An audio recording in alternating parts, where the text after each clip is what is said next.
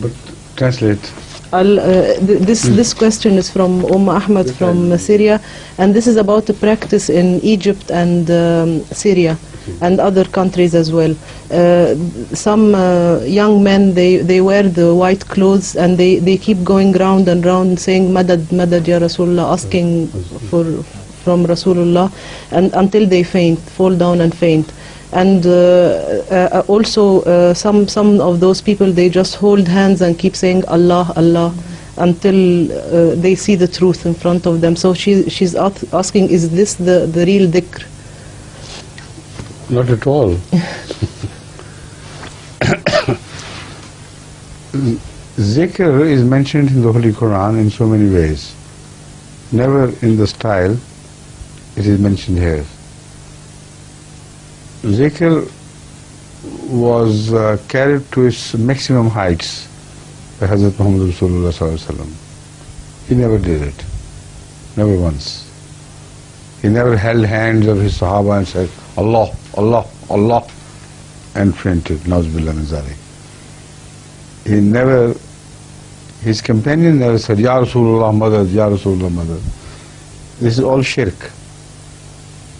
He came to stamp out shirk from the hearts of the people, diseased hearts of the people. He came to uproot all the very minutest forms of shirk, which sometimes lurk underneath, buried in the heart. He rooted them out one after the other and threw them away. To return to the same shirk, even in a past garb and style, is not at all acceptable in Islam. It is rejected by God, it is mardud, and just the apparent goodness or the impression it creates means nothing. Because same impressions are created in all the houses of idolatry. If you go visit some Indian house of idolatry, some temple, the way they speak aloud of their gods and hymns are being sung along with it, all is very impressive to look at. The Buddhist ceremonies are highly impressive and others, but they don't mean anything. They can't please God. If they had any substance in them, any iota of truth about them, then Hazrat Muhammad Rasulullah Sallallahu Alaihi Wasallam could not have been ignorant of these things. Why did he not practice this zikr and his Sahaba, while he is the one prophet who is called Zikr al-Rasulah? I have never read about any other prophet as being described as zikr. He was zikr personified. So if in zikr you don't find that zikr, then that zikr doesn't exist. It should be rejected outright. They're just innovations I should say, of the ulama of later ages, and this is how they impress people, and that's all there is to it. The question is, do the lives of these young men change? Do they become divine in their character? Having gone through that experience, they return to the same old filthy, dirty life, and no change is brought about. But zikr is a very powerful thing. Allah bi zikrillah tatma'innul qulub. The heart is perfectly, permanently calmed down and submits to the will of Allah forever. But these people come and go, do zikr and go back to their own respective mischievous style of life, unfortunately. Another very important thing about zikr, which should be remembered, which is meaningful, is that zikr is explained in the Holy Quran in a very beautiful and profound way, in such detail that you begin to understand the philosophy of zikr and what does zikr do to people. Now zikr can be of two types, like saying it with lips and tongue. Allah, Allah, Allah, Allah. Now you are carried away by the sound you make, and a sort of mesmerism is created about you. an effect is created which can be created by any word, anywhere in the world. Even those who chant things in Africa, in the name, those witch doctors, they mesmerize people by that chanting repeatedly. But they don't say Allah, Allah. They say Satan, Satan, Satan, Satan, that sort of thing, They name the devils, and people they swoon, go into stances, things begin to happen, they dance without any strength, without any will within them, and without an effort of themselves, they just begin to dance. Now, is it zikr? So, about zikr, you must be wary that zikr cannot be similar to things like these tricks of the world. Zikr is very special and something different. It creates some impression on you. That is why zikr, zakir and ulul albab are bracketed together in the Holy Quran.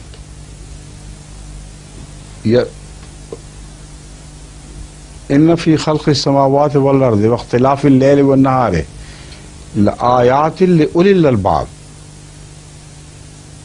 who know what is happening in the heaven and the earth, who read the wonders created by God.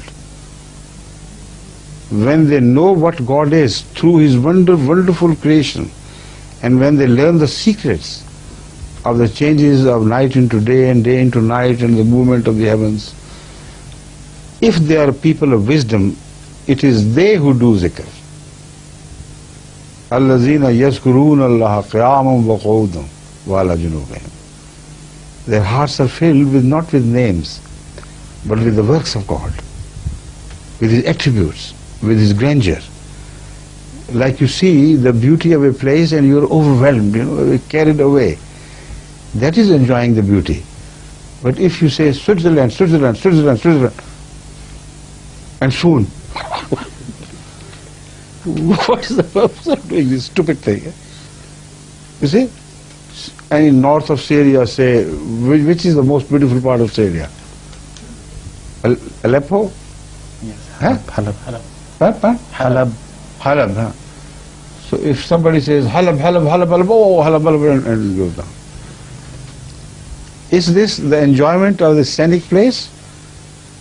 But you go to Halab, get lost in the beauty, be drowned in it, be overwhelmed, and then you begin to see the hand of God in everything which He has made.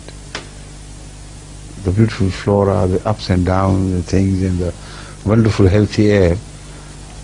That is when you are filled with zikr.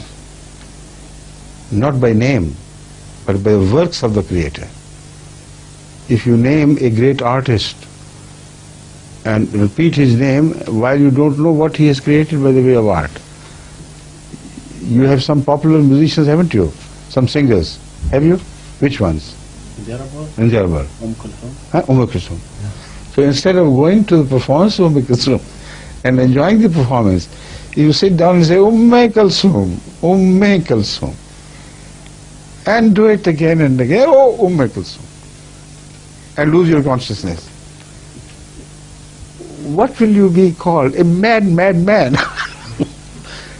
Just the name of Kulthum cannot do anything, cannot enhance any of your hidden faculties.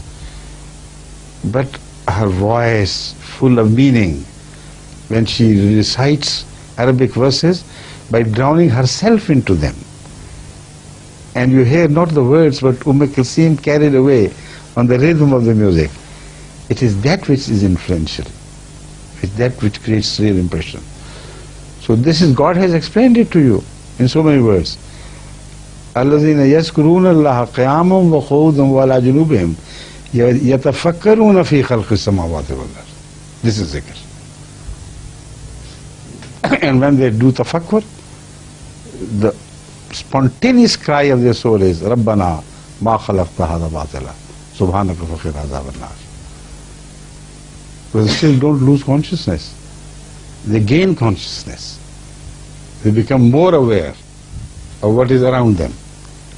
Not that lose consciousness of what they had already been seeing. Right?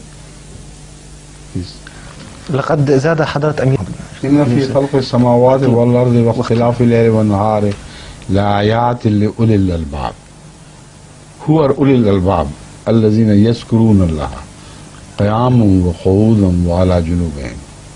You don't make noises. You think of God. In what way? ويتفكرون في خلق السماوات والأرض. When they see the art of God, work of God, the more they know of it, the more they are filled with the love and respect of God. That is zikr. See? And then they address him, Rabbana ma khalaqta hadha batila, subhanaka faqina adhaban nar. So this is, and I gave the example of an artist. Unless you see the art, you can't be impressed by the name of the artist, even if you go on uttering that name day in and day out. If you listen to the music, the song of Kulsum, of course you'll be impressed. But if you say, no, I don't need, I'll just say Kulsum. What is the common sense in that? It's stupid, madness. So do zikr like the Holy Quran has taught you, not like the witch doctors have taught you. Yes, Jazakumullah. This is the end of the hour. Passes very quickly sometimes, but so we have to take leave. Assalamu alaikum.